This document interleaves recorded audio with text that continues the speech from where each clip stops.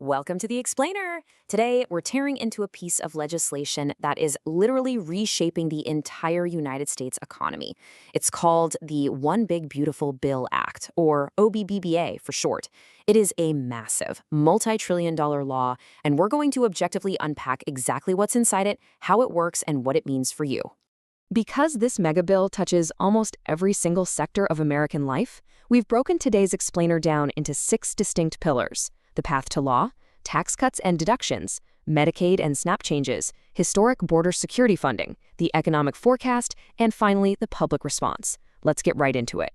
Section 1, the path to law. Let's start by looking at how this massive omnibus bill was passed with such unprecedented speed. Talk about moving at warp speed. This legislation flew through Congress along very strict party lines, overcoming universal Democratic opposition. It was first introduced in the House by Representative Jody Arrington on May 20th, 2025. From there, it culminated in a razor-thin, tie-breaking Senate vote cast by Vice President J.D. Vance on July 1st. And just 3 days later, President Trump officially signed it into law on Independence Day 2025. Section 2, tax cuts and deductions.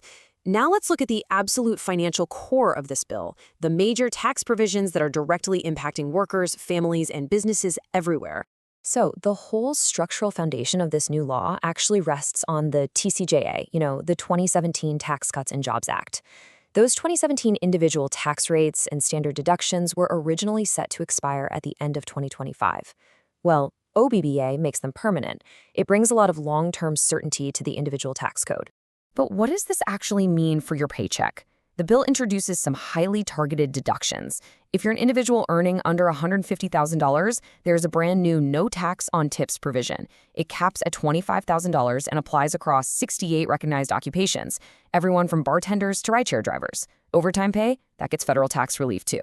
On top of that, the SALT deduction cap is quadrupled to $40,000. They've created new tax-deferred Trump accounts for children, and businesses now get permanent 100% immediate expensing, meaning they can instantly write off their investments. Quick pause. If you're finding this explainer helpful and you appreciate this clear, unbiased format, please take a split second to hit that like button, share this out, and subscribe to the channel. It really helps us keep breaking down these complex topics straight from the source material. Section 3, Medicaid and SNAP changes. To really understand this legislation, we have to look at how it balances those vast tax cuts with some truly historic reductions in social safety net spending. You can't have massive tax cuts without paying for them somehow, right? So to offset those costs, this law slashes over $1.2 trillion in federal spending. This massive reduction is pulled primarily from 2 core programs: Medicaid, which is the low-income health insurance program, and SNAP, the Supplemental Nutrition Assistance Program. So what does this actually look like on the ground? Well, for the first time in its history, Medicaid is going to require 80 hours of work per month for many adults between the ages of 19 and 64. Now, there are exemptions, and you can meet this through volunteer work or school, but it's a huge shift. SNAP work requirements are also expanded to include adults up to age 64. Plus, the financial burden is being shifted onto local governments. States are now forced to shoulder 75% of SNAP administrative costs. That's up from 50%. Meanwhile, Medicaid expansion enrollees are going to face up to $35 copays for their healthcare services, and green card holders are looking at a strict 5-year waiting period before they can even apply for Medicaid. Section 4, Historic Border Security Funding. Let's move on and see where a massive chunk of those saved funds is being rerouted straight toward federal law enforcement. OBBB dramatically supercharges Immigration and Customs Enforcement, ICE. Their funding is rocketing from $10 billion to over $100 billion by 2029. To put that into perspective, this literally makes ICE the single most heavily funded law enforcement agency in U.S. history. They are now surpassing even the federal prison system. This entire $170 billion border package is fundamentally scaling up operations. It explicitly creates the operational capacity to deport up to 1 million people annually. Just look at the breakdown.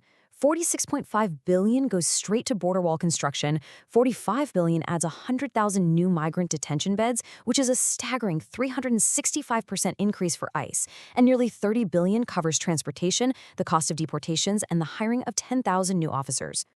Section 5, the economic forecast.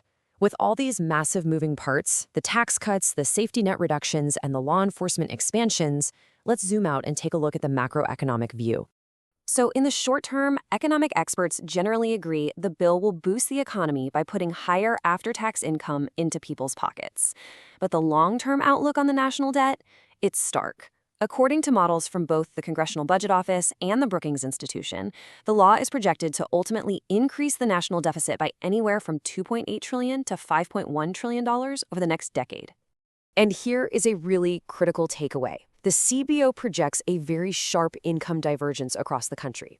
The highest 10% of earners are expected to see their incomes rise by 2.7%, mostly benefiting from those tax cuts. But conversely, the lowest 10% of earners are projected to see their incomes actually fall by 3.1%, and that is largely due to the massive cuts in Medicaid and food aid. Because of these program changes, it's estimated that 10.9 million Americans will lose their health insurance coverage. Analysts are warning this divergence could put severe, crippling financial strain on local infrastructure. Think rural hospitals and community health clinics. Section 6, the public response.